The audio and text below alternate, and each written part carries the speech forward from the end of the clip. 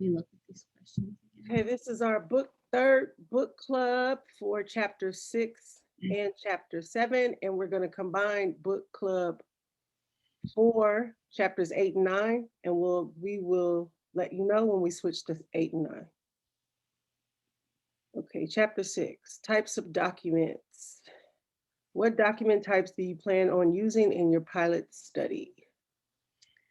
I plan to use an org chart for the entire court school system. Mhm, I'll include the transition team, which is who I'm working to interview and mhm, their position and their role. And then, if I may get access to some documents, internal documents as data, I'd want to know the number of crossover use. So those that are dually involved, mhm, their backgrounds, and their time between reentry. So that would allow me to assess, analyze like what the patterns are for reentry. mhm. Um, You were done? uh-huh. What Oh, document are you going to use? okay. I think I'm using two types. So public records using district data, and then personal documents. We are going, I guess it's a personal document. The students will complete a reflection on the day that I observed, which it will help me to incorporate you voice into the study. So what beneficial information have you learned from public documents? Well, I've learned that in Alameda County of Education, Uh-huh. there are two court schools, and the ways that the staff is broken down, because I look at org chart to figure out role and responsibilities, since my question is what are the professionals doing to disrupt this system. It's not very clear what the role and responsibilities are of people, but the staff structures are pretty similar in terms of like office team, school staff, support staff. And the support staff is like mental health and all that. I think they're all embedded in there. Mm-hmm. So it's beneficial to know that the two court schools for the residential program in juvenile hall and for the one where they could like leave on the weekends with an ankle bracelet have a similar structure from what I remember. Okay.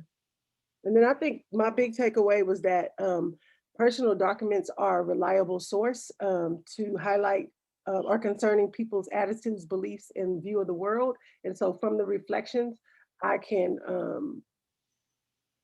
I can kind of count on that the students will actually share their honest, attitudes and beliefs about the class and how it impacts their identities. Mhm. Remind me, Rika, when we say public and personal, we think they can be the same because it's a personal document made available to the public, you being the researcher. Is that right? Okay. Um, oh, that was wrong. So I responded to that question wrong. Thank you for correcting me. I would say,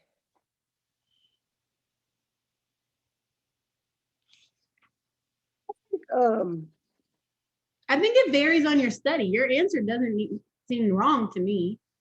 I was just wondering if no, because you know what? I kind of blended it. It was asking about public documents, and I was actually replying from under the personal document where I wrote in the margin for personal documents. So makes sense. I would say probably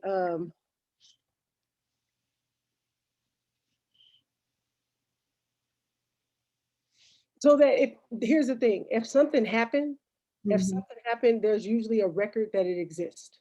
I think that piece of public documents so that say if there's some big thing that happened in the school, there should be something there that I can look at that speaks to like that phenomenon or just something that documents that that thing happened. So like if something comes up during the interview that I may need more context for as the teacher is speaking, like even like how they didn't start the African American literature class until last the January of the pandemic year. So maybe if I wanted to know why did that come into play for African American students when she only has 28 students that participate seventh and eighth grade, that's the total Black population. It Hmm. would be interesting to see like staff meeting notes as to how they actually came to be that they needed an African American literature class. Hmm. I guess that would be public documents, and that would be Yeah. the. And that makes me think about policies and in terms of my research. How do Mhm. policies come into play, like the assembly bills that I'm looking into that are telling the court schools what to do to make the system better? Uh, Mhm. I guess those are also public documents I could use. So thank you for clarifying. Mhm. No problem. Okay, moving along to pages 120 to 123, using documents and qualitative research. How do you plan to authenticate your documents? I'm gonna have to go back to that part. Let me see. And when I think of this question, I think of how do I verify that it's legit? And Yeah. if it's, I guess, dated within the last year or reviewed in the last year, it will be valid. Mhm. COVID and shelter in place and these systems have changed things. But if I'm looking at a document from before January 2020, Mhm. I'd have to confirm with the people I'm researching and working with rather that they're in use, like they still apply. Like someone's job description on the team I'm looking at, the transition team, I assume has been updated. So I'd want to make sure it's updated. But let me go back to the text and see how I need to authenticate. So I think just as I'm thinking about it, how will I will question the documents in the way like what is the history of its production and use? How is this use allocated? Is it selection biased? How might it be distorted or falsified? So just really looking at the um, the conditions under which the data were produced and what specific methodological and technical decisions may have been made. Yeah, I see that here too. Page 121. Mhm. Um, they're referring to the study or research in 1959, but it says observe that finding pertinent documents hinges on some extent on the investigator's ability to think critically or creatively about the problem under study. The use of such data demands a capacity to ask many different questions related to the research problem. And I think that's what you're also saying. Mhm. Okay. Mhm. Okay. What primary sources have you planned to use? And I think that's page 122. That's 120 primary sources. I think it's 122. 2B.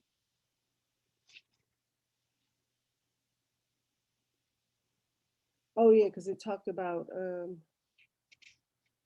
secondary sources of experiences. So one of my primary sources would be the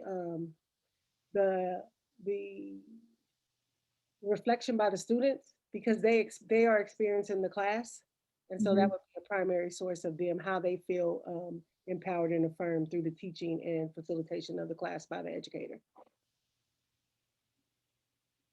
Mhm. So in my case study, I'm using interviews. I was thinking of giving certain questions to different staffs. This is not, I guess, for the pilot, but for the long game. Mhm. So it would be somewhat like a survey, which then I would use those results like a primary source. Mhm. Mhm.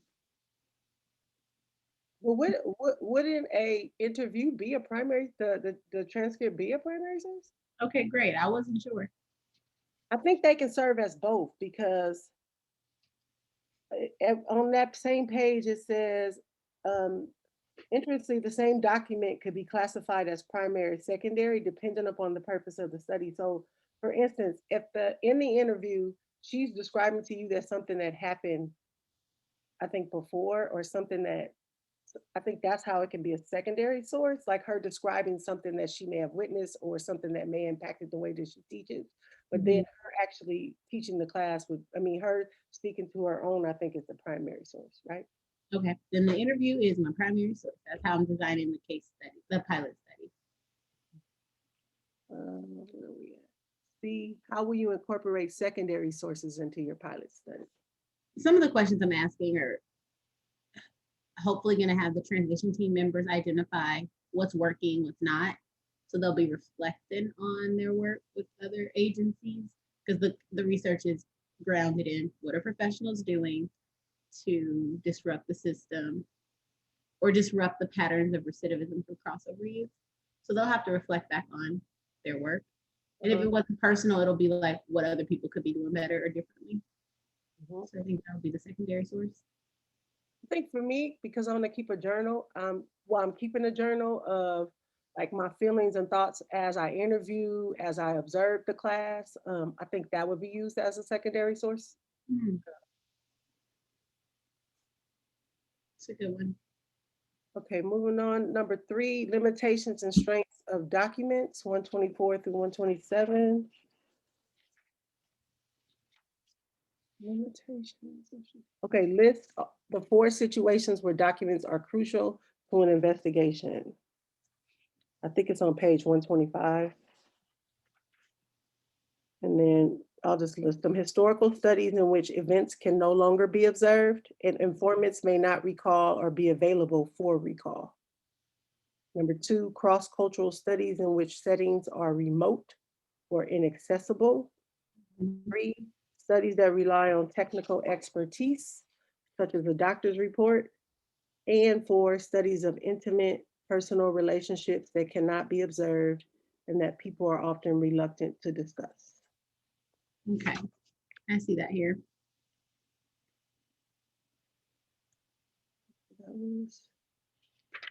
Okay, online data sources is next. I'll let you do that one. I guess we both have to do it though. 127 to 132. If you plan to use online data sources, how will you address ethical concerns?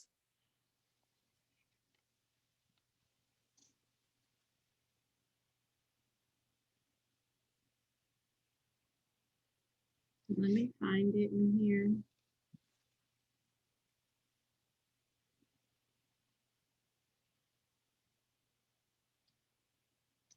Is this, I think this is it. Referring to page 130.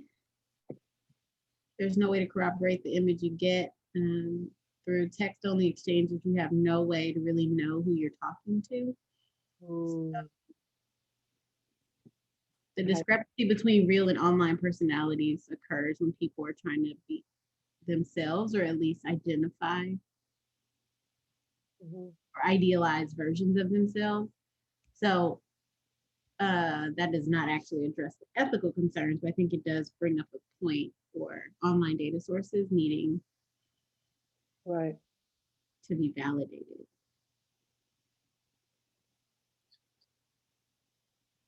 Here we go. Ethical issues, 131.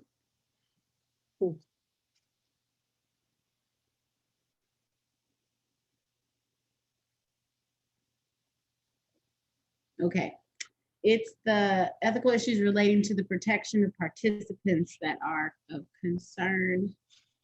And it calls out intellectual property. So there's a debate over the ownership of intellectual property once it's been online, copyrights and free speech.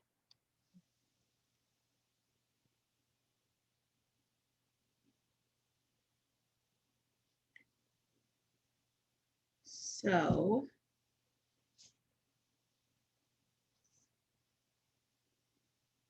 highly public nature of some, all right, the highly public nature of some of the electronic environments in which people exchange ideas can lull researchers into forgetting the right to privacy that these individuals have. Just as the seeming anonymity of electronic communication can lull individuals into revealing highly intimate details of their lives to anyone who happens to be reading their messages. So from this question, if you plan to use online data sources, how will you address ethical concerns? I don't plan to use, I think what is mentioned here is the online data source where people's recorded information or a blog or I don't know, something personal written online about themselves exposes them and I don't have permission to use it. I plan to talk directly to the people. Right. And I think for me, the only thing I would access public records online. Oh, But outside of that, I'm not going to probably use any online information outside of me accessing public records. It possibly like definitions or like for historically responsive literacy, looking at Dr. Goldie Muhammad's website or some of her materials maybe, but I wouldn't like access any of the stuff that I feel like they described, like you said.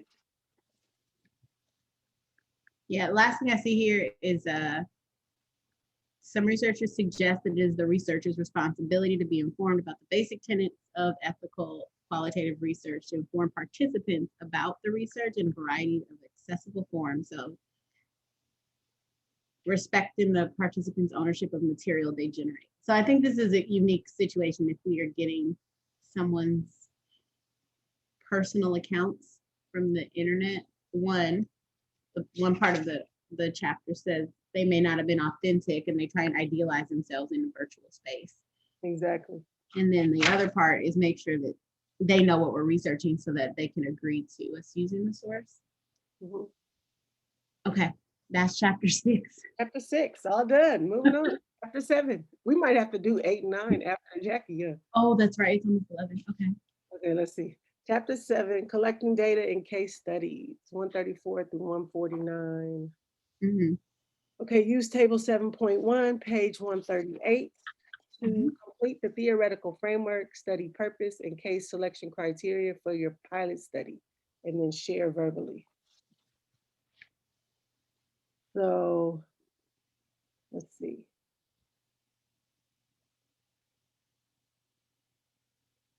I'm looking at, so theoretical framework. Mm-hmm. Well, see, mine is a blend. It's conceptual and theoretical. So I'm going to talk to it. It's going to be post-traumatic slave syndrome. So speaking to why the behaviors that have been passed down intergenerationally, historically, to Black girls, and just like why they may show up in the academic setting the way that they do. And then historically responsive literacy speaks to how you engage Black girls so that they can actually empower and thrive in the academic setting and achieve their literacy goals. That's the theoretical framework. The purpose is to see how, to highlight how historically responsive literacy practices actually affirm and empower Black girls' identities. And then purpose, case selection criteria for your pilot study. I am working with a middle school African-American class, 28 students, 14 girls, African-American girls with an African-American educator who has been teaching historically responsive literacy practices, but not necessarily naming them though, historically responsive literacy practices. Does that make sense? Yeah. Okay.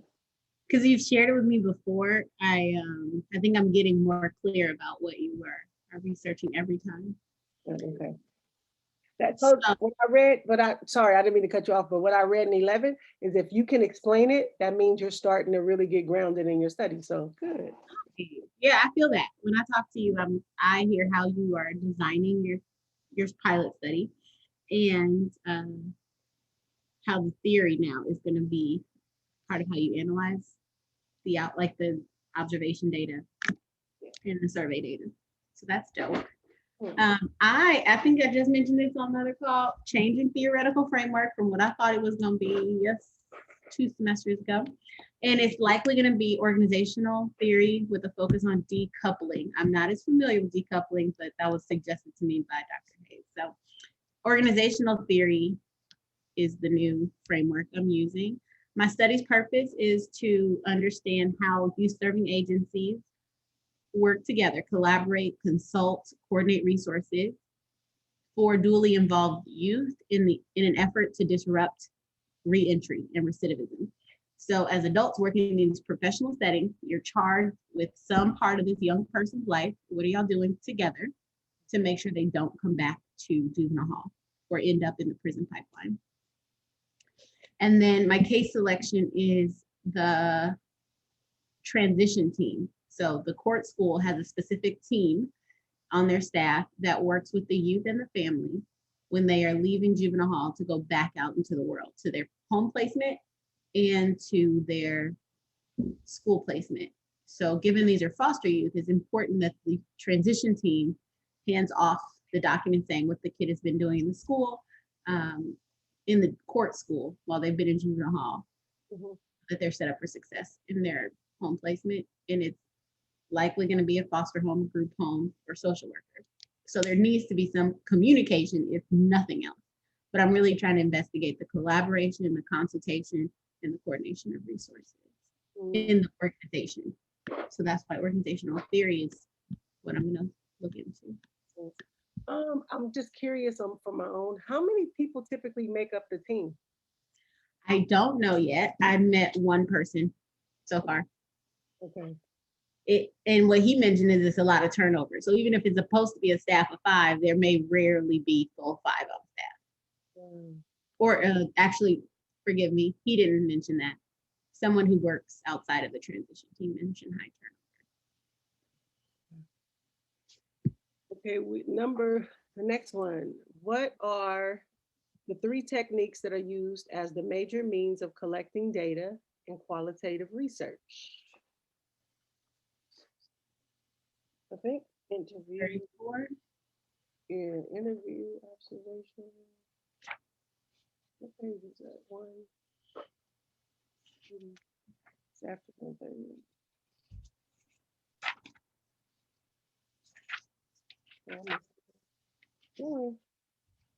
No, it has to be in that chapter, right? My notes ain't good right now. 3 techniques used as the major means of collecting data. Hey, I got 139. Okay. Let me get there. Which is the 3 things I think we are both doing. Interviewing, observation, and document analysis. Yep. And so how are you, the follow-up question to that is, which one are you looking forward to the most and why? Interviewing. I think the conversations I'll have with the transition team members and the court school director will illuminate the bright spots, like what's going well, and also of course, tell me where maybe they don't have a system in place, and it is based on that person's efforts how much they collaborate. Mm-hmm. I think for me, the observation, because I really want to be able to see, I've had one of the interviews, which was really good and thorough, and I like that, but I want to see now those words come to life in the classroom and how those interactions impact the students. Mm-hmm. Okay, moving on. We got the last one in this section. What major takeaways do you have from this chapter to guide your pilot study process? Well, given I'm restarting my theoretical framework section, making a connection to my case study and case selection with new theory has been a takeaway. That's good. What do you know about the theory so far? Very little. Okay. It was suggested Thursday night, so 2 days ago. And I have an article here, Loosely Coupled Systems, a reconceptualization, that I have yet to read.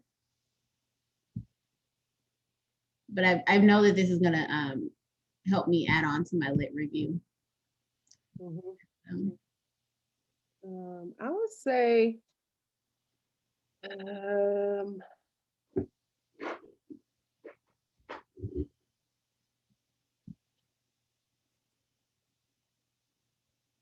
don't know. I think maybe just how the 3 forms of data collection could actually in the analysis process, I need to like how I should be paying attention for the connections between my primaries or my documents, what I observed, and what the teacher spoke to. I think just how they are all connected in the sense that they may be saying a different thing, but I need to I can look for the connections if I can, take the time to actually really go through and read each story, I guess. Yeah, it's kind of takeaway was. And that is the end of 6 and 7. All right.